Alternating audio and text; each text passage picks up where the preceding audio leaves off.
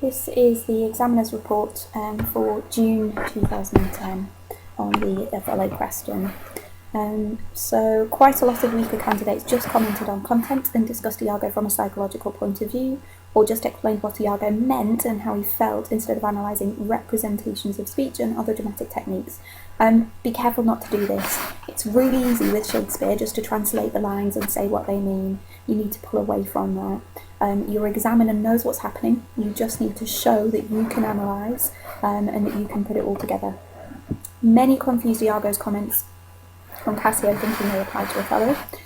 There was some limited vocabulary applied to Iago. Mean and nasty may be true, but are limited in terms of analytical comment. Take care with your vocabulary. Probably what a good thing to do would be to do a character profile and add in words that you could use that are slightly more academic to describe each of the characters. This would be a good revision task for you. Quite a few candidates quoted by using ellipsis, but not including the feature they were commenting on. This has been looked at in an examiner's report before and must be happening quite frequently. And I have seen it in some of your responses. So when you're quoting something, pick the specific word or phrase that shows the technique you're talking about. So you can't say the line beginning and put ... if you're going to be talking about the caesura or the end stop at the end of it, or the enjambment. Okay, if you're looking at anything like that, you need to get the element that you're looking at included. Better candidates looked at speech patterns, and several commented on the use of enjambment and the breaks in the metrical patterns, though none were very detailed. Some weaker candidates just mentioned these with no examples, and others thought because Iago was speaking, the extract was in prose. Almost all referred to the racism evident in moreship and more, and many pointed out that Iago would never use this to Othello's face, but called him my lord at other times, which is really good. In terms of enjambment and metrical patterns, you need to think about what effect that has. So an increase in pace, getting across something, making it stand out, emphasis. You need to look at the context of the extract you're given and have a think about what effect that has in terms of the character putting across their point of view.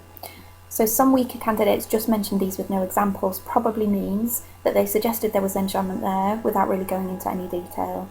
Again, make sure you know the difference between verse, blank verse, prose. If you don't know, come and speak to me or check your terminology resources on the website.